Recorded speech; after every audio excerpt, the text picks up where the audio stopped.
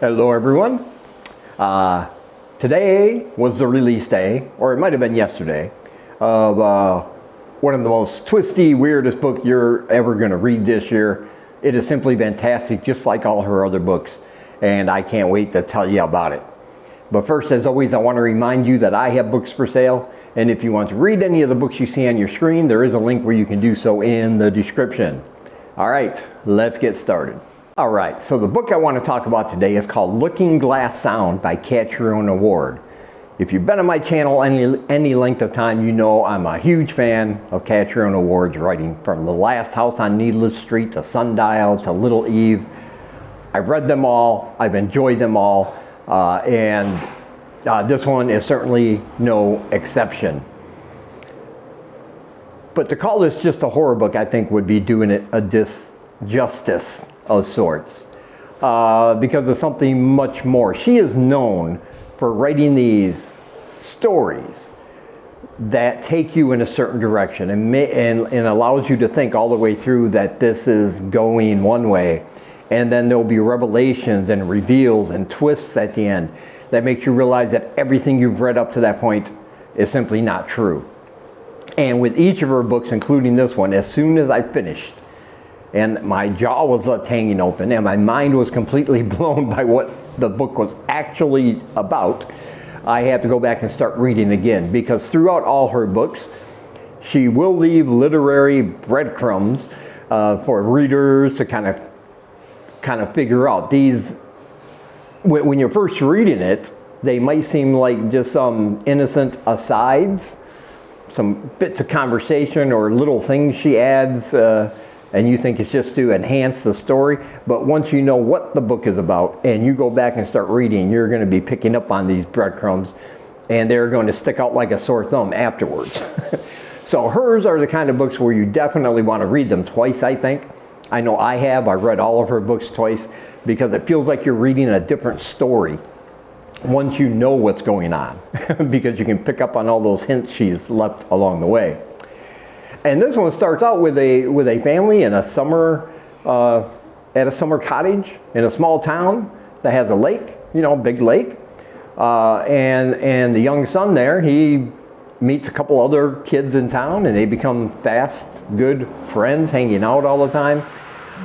But this town has some things going on, some very dark things. There's a bunch of missing people in the town, and everybody thinks it's the work of a serial killer. There's another person who breaks into the homes of people with children at night, and he puts a knife up to the throats of the children. He doesn't kill them or do anything to them, but he takes a Polaroid picture of that knife up to their throat and then leaves it laying around for people to find.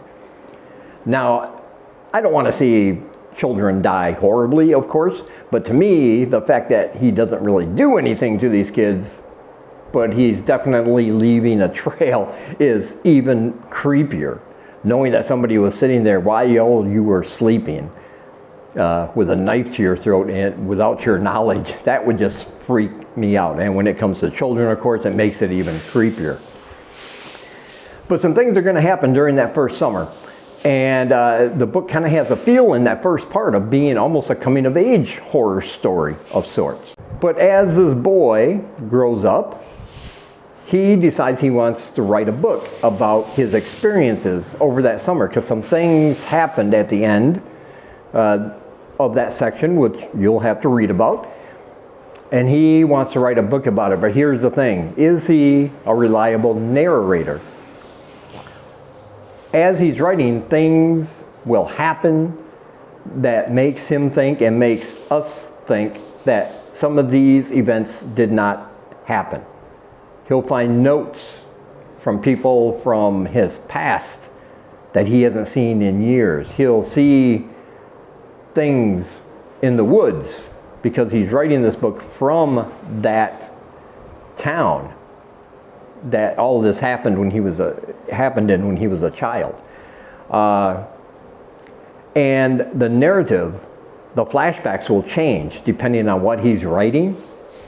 But we'll also find him in college at one point with a roommate who seems to be obsessed with him and this story. And this roommate wants to write his own book about our protagonist's experience in that town and with the happenings going on with the supposed serial killer, with this other guy that takes the pictures of the kids, you know. Things are going to get really, really twisted and weird in a very, very good way.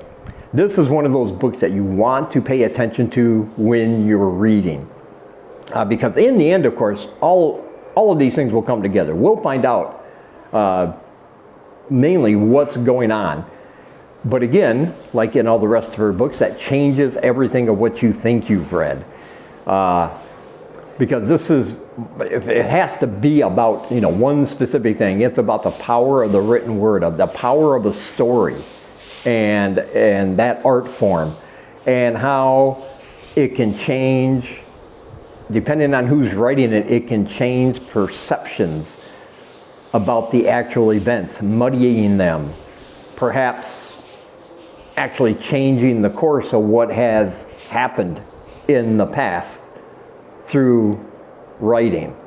Yeah, it's got all those elements in there. But by the end of this book, your mind is going to be blown, your jaw is going to be hanging open, and you are just going to be stunned at what you read. Because not only is this book that good, but as always, her writing is just spot on, perfect.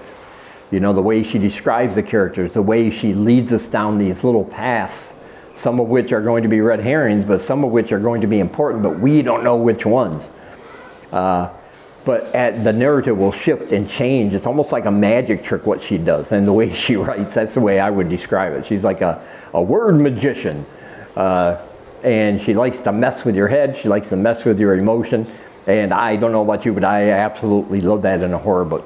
Give me something different, give me something that has a mystery to it, that has all these creepy elements of this small town, what's lurking in the waters, this man who might be misremembering everything, or maybe he's not, but as he's writing it, it's changing the past, which is altering his thoughts. Mind-blowing stuff, man, and I absolutely loved it. Of course, just like with Sundial, just like with Last House on Needless Street, this is going in my list of top horror books of 2023. It just came out. I cannot recommend it enough. It's something you've never read before. It's something that'll make you think. And like I said, I love reading all her books twice in a row. Once to get the story of what I think it is. Then once I find out, read it again, find all those little clues and little trails she left for us leading up to the conclusion, and it almost feels like a completely different book. I absolutely loved it. It blew my mind. Definitely pick this one up. Don't miss out. There is a link down below to Amazon where you can do that. So do not hesitate. Go ahead and do it now. Yeah, you'll thank me for it later. And as always, I want to say thank you for taking some of your time and spending it here with me. And until we meet again, keep reading spooky, my friends.